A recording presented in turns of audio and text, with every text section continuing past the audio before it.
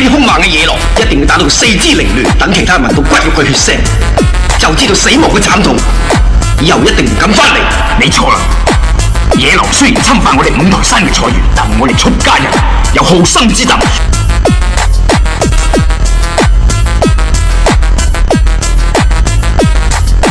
我哋唔會殺生，只係打傷狼嘅牙。